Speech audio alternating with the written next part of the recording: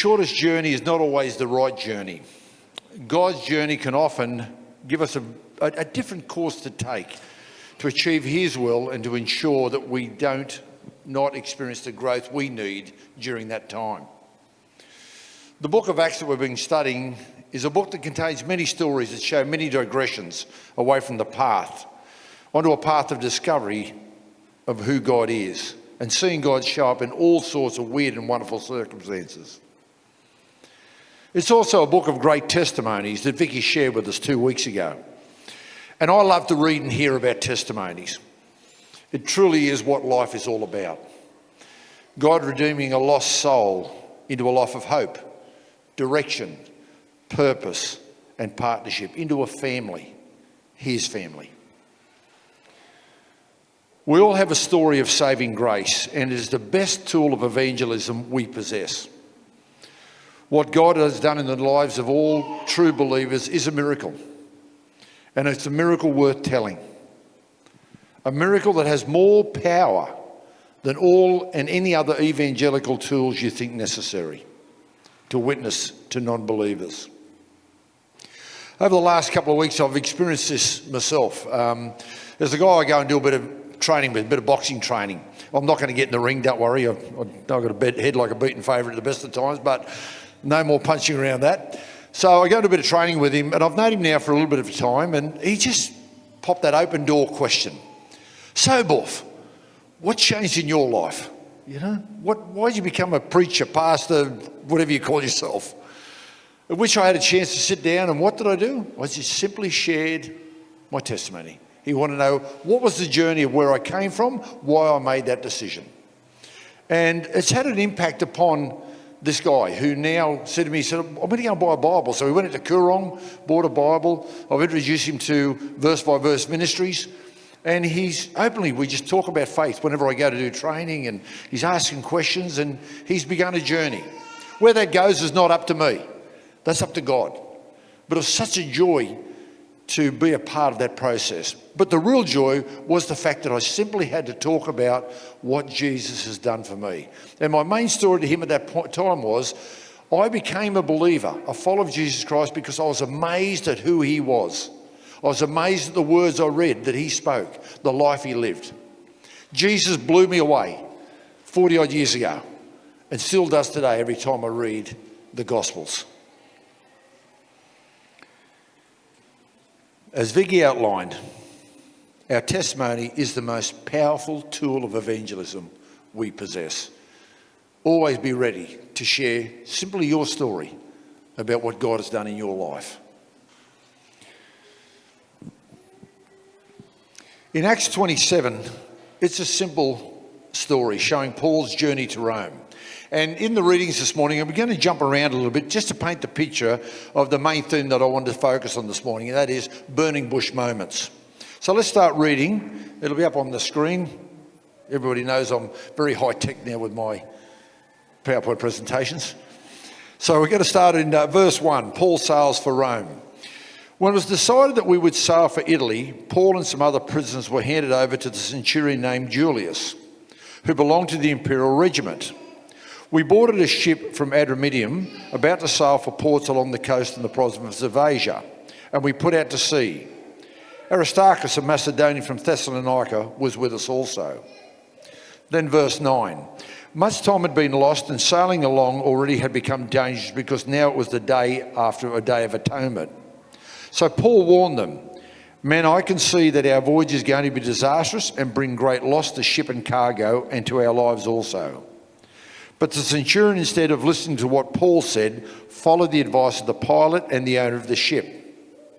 Since the harbour was unsuitable to winter in, the majority decided that we should sail on, hoping to reach Phoenix and winter there. This was a harbour in Crete, facing both southwest and northwest. Then from 21.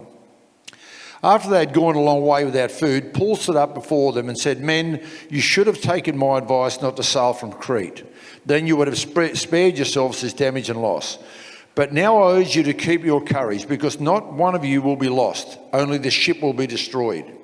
Last night an angel of the Lord, of God, stood before me, and whom I serve.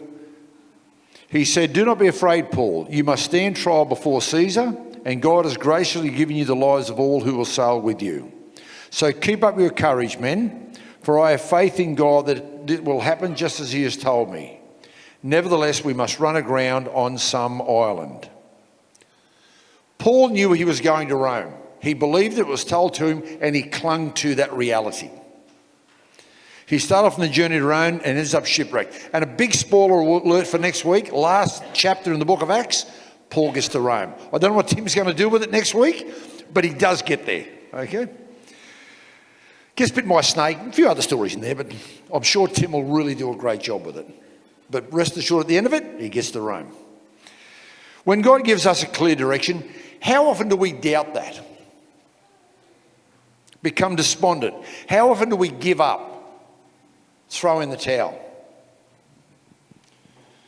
But you might say, well, God hasn't given me a clear direction, a clear revelation. He hasn't given me a reference like Paul. He hasn't shown me Rome.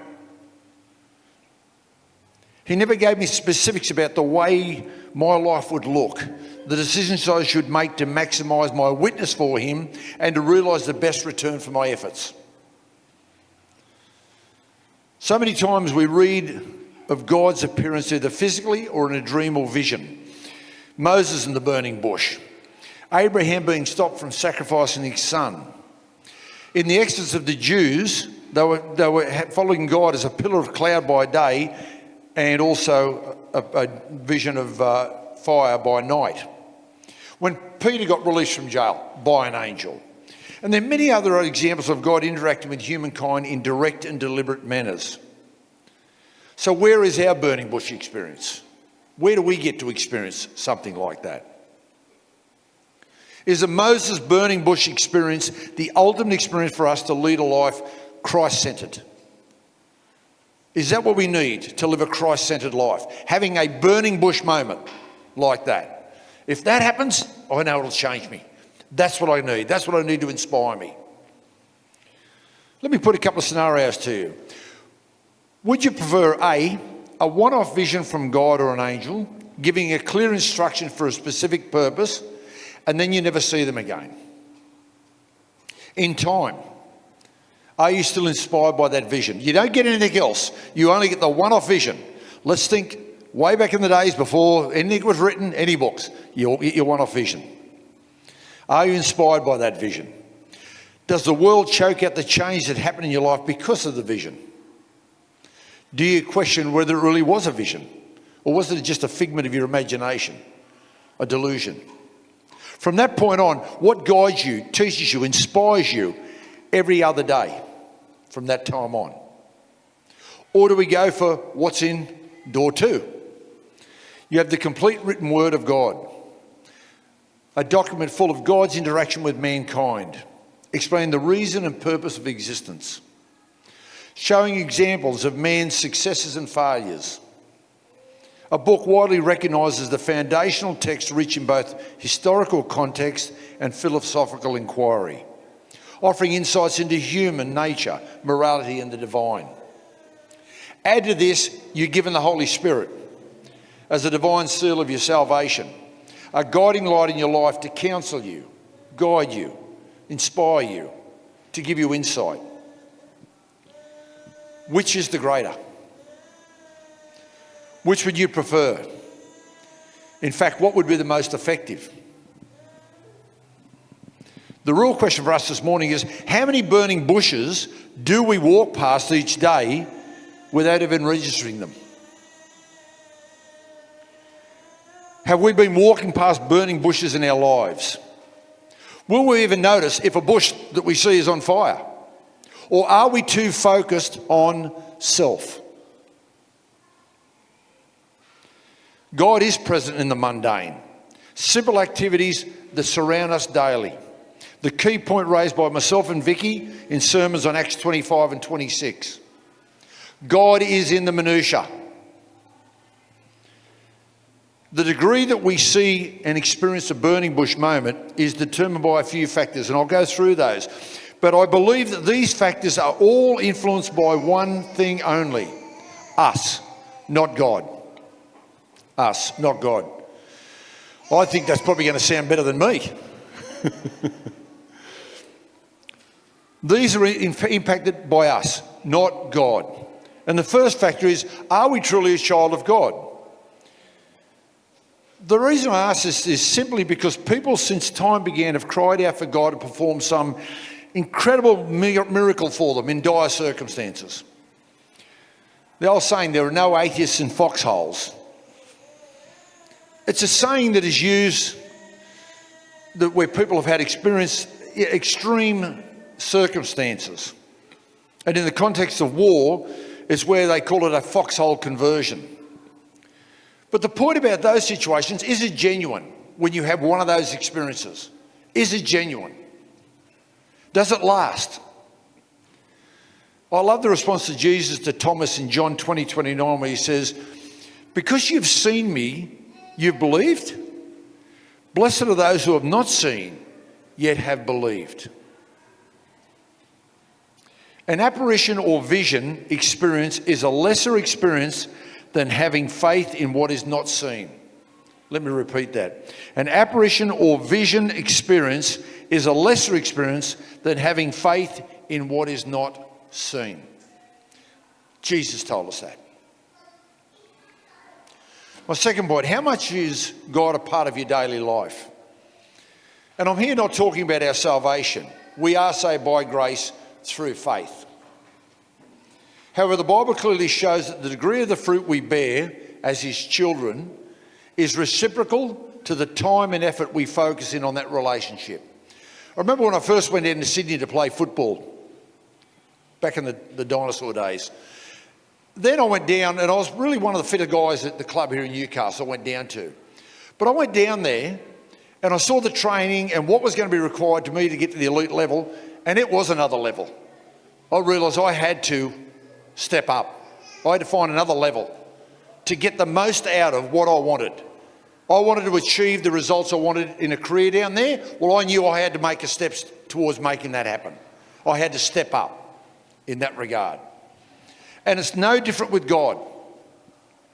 No different with God. The amount of time we focus in on God, what we do, all that we relate to God, will be reciprocal to what we get out of that relationship. It's not about the works. I'm not talking about it. I'm talking about developing the relationship. The more time you spend in developing that relationship, the more you'll get out of that relationship. It says in Colossians that we should do all in the name of God.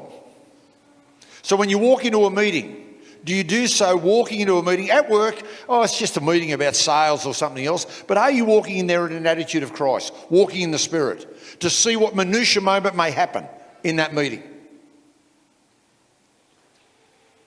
When you catch up with friends, are you there to be a representative of Christ's love? I'm not saying to be boring, but I'm saying, is your radar up thinking, what may God be saying here? Where can I talk into somebody's life here? Where can I be a word of encouragement? Or give them some brevity because life has been hard on them lately.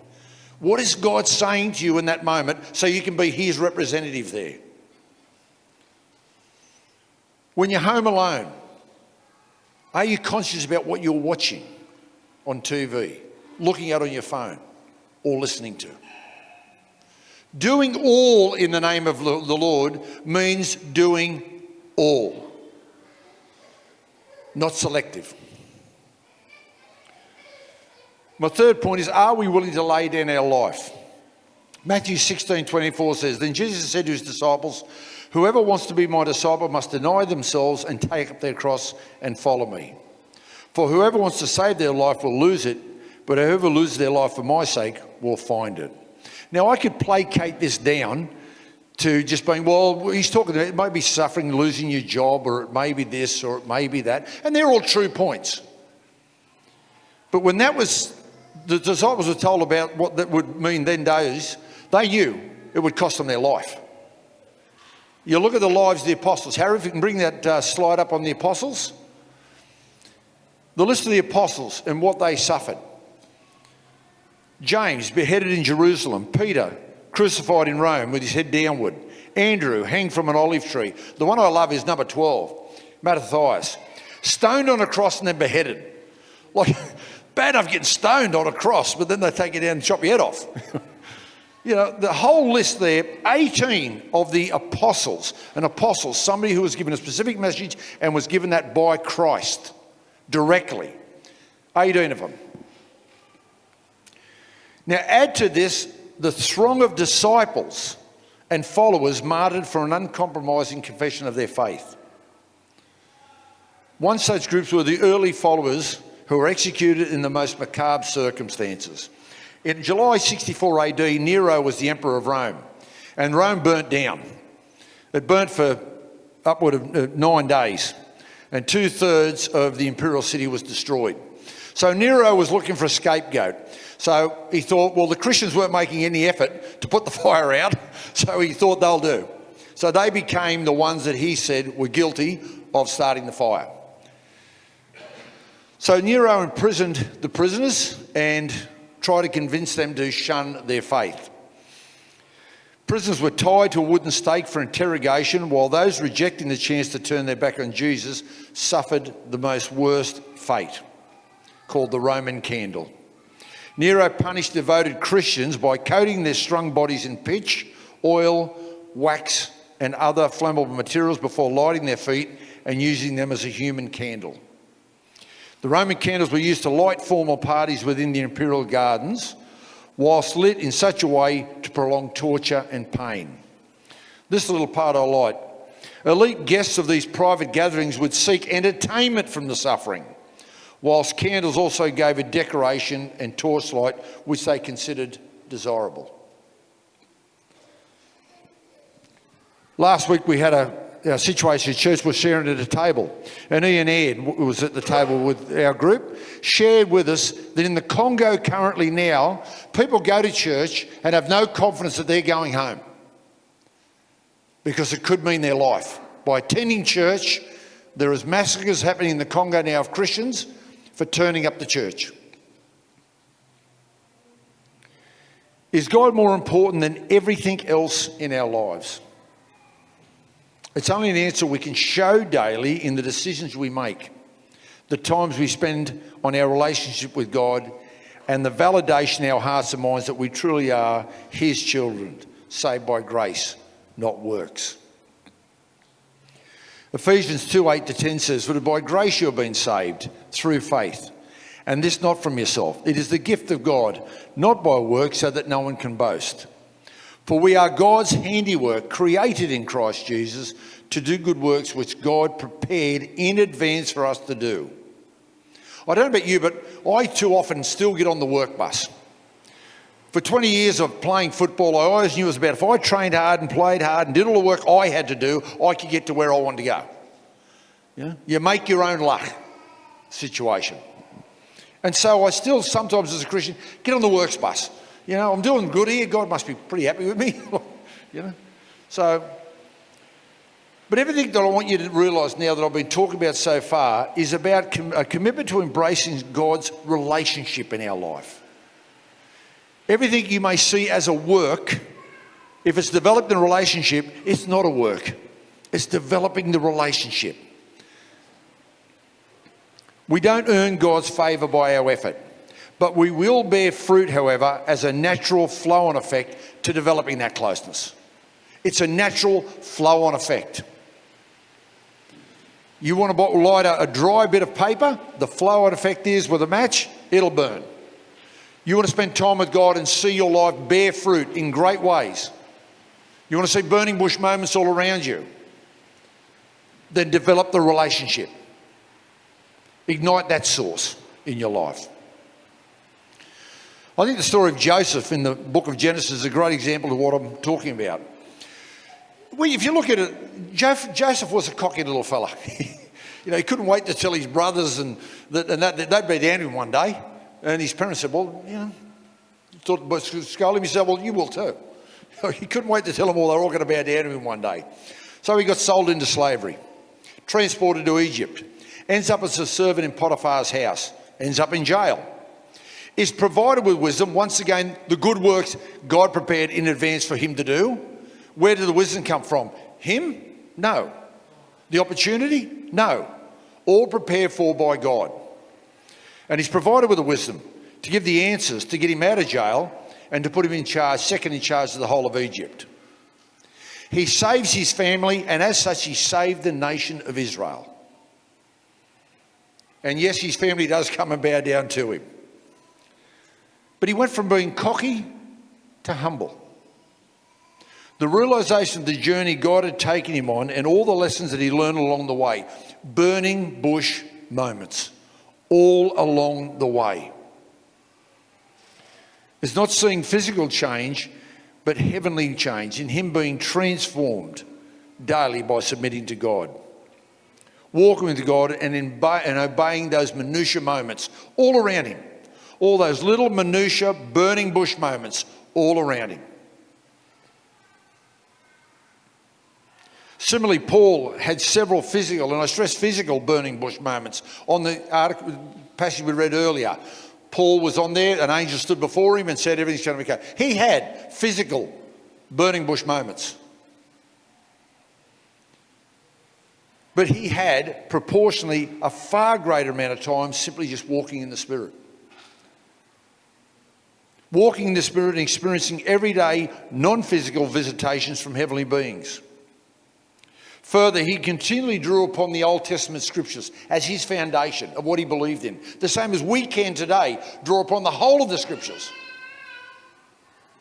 to support our burning bush moments, to support that relationship, to see what's going on around us, to get our spiritual radar tuned to know those small moments all around us.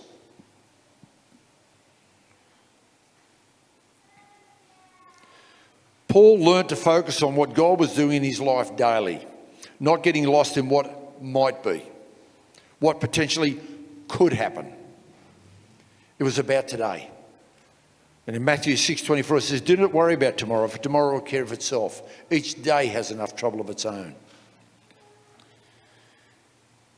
In our Thursday night group, Mark raised a point a couple of weeks ago. And to me it explained many issues that we as humans face daily. I found it not only profound but extremely helpful in my life, and still do.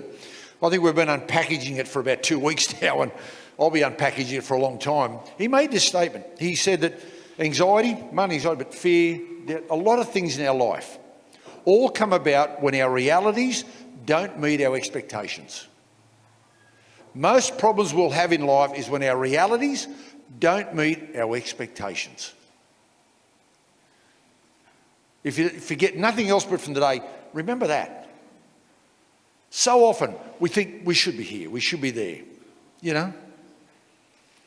We need to focus on what is, not what we think it should be, what the world thinks it should be, or what you should have. What people, you're not a doctor yet? Oh, I thought you would have been, yeah. All these expectations around us daily. You know, the marketing world keeps telling us what we need to have, what we should have, what we don't have. If you want to be happy, you need these things. You need to walk this path. This is the journey you should be on. Rather than simply being content with what you have, as the Bible tells us to do. Content with who you are. And the Bible says, for the Lord said, I will never leave you nor forsake you. What greater can we have than that? At the end of time, when we stand before Christ, nothing on this planet is going to go with us. No titles, only testimony. Testimony of who we were in him and what we allowed him to do through us in the good works he prepared before. Testimony, not title, is what we need to be taking with us. Testimony now is what we need to value, not title. God asked for a willing heart, not ticking on a spreadsheet, not box ticking on a spreadsheet to determine your value like a profit and loss sheet. He allots talents that vary and only asks for a proportional return. In other words, he doesn't expect you to create something greater than what he has planned for you. We don't go out there and we think, well, I'm going to do this for God. I've got this great idea and plan. How about you sit back and say, Lord, what is your plan? What is it you want me to achieve, to do? How can I honour you with this relationship? We need to simply trust that God will fulfil what he says he will do in Philippians 1:6. And I'm sure that he beginning good work in you will bring it to completion. Most of the time we have no idea what God is doing in our lives. I think that's a fair statement, we'd all agree to. We cannot see the future. We don't understand what he is doing in us regarding character, abilities, psychological and spiritual strengthening. We just need to be content and trust. It reminds me years ago, there's a great movie, The Karate Kid. Why no Oscars for that, I don't know. It was one of the great movies of all time. Daniel was trained by Mr. Miyagi. For those who most have seen the movie, The Karate Kid, yeah. Trained by Mr. Miyagi. He had him waxing cars and painting fences and all sorts of weird and wonderful things. But everything had to be done, if you remember, in that real deliberate movements. Well, Daniel got to the point where he thought, I'm just slave labour here. I'm just fixing this guy's house. So he was about to walk out. Frustrated, he reacted and was about to walk away. And we're going to pick up the video of what happened from that scene on here, just to watch that. Harry?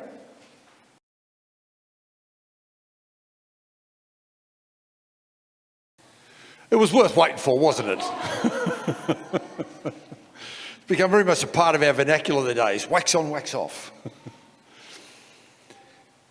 How much does this relate to what God is doing in our lives?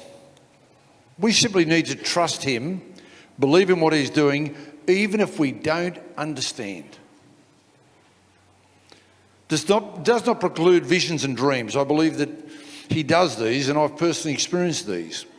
But I can unequivocally state that my life is being defined by a daily trust and a daily devotion to try and walk in the Spirit every minute of the day. Am I a great success at living this way? No, not really. But like football, when I went down there, I knew that I had to keep trying. If I wanted to get the result, I had to persist. I had to spend the time, do the work, commit to it. In the same way with our relationship with God, if we want to see the results, if we want to notice those burning bush moments all around us, if we want to be aware of them, we need to trust God even if we don't understand what he's doing in our life. When we get in those valleys, tough valleys in life, they're the times that we feel like throwing the towel in, giving it up. It's all too hard. But that's where we do our best learning. The life of Joseph showed that. His burning bush moments were all in the valley. And then he got to the mountaintop. And he was wise enough then to know what God was doing in his life, and humble enough to carry out the plan that God wanted, the good works that God prepared before him to do. Will you and I see those burning bush moments all around us? Will we notice them? Will we respond to them? We need to walk in the Spirit, commit to our relationship with God, be prepared, if need be, in attitude and in all ways, be prepared to give up anything and everything for the sake of Christ.